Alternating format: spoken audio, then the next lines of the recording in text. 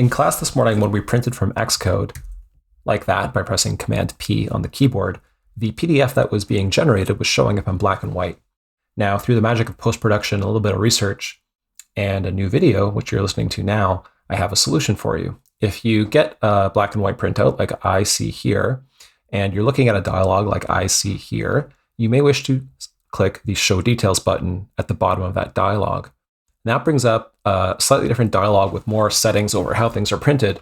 And in this dropdown, you can switch between different things that are usually connected to the physical printer that's connected to your computer if you have one.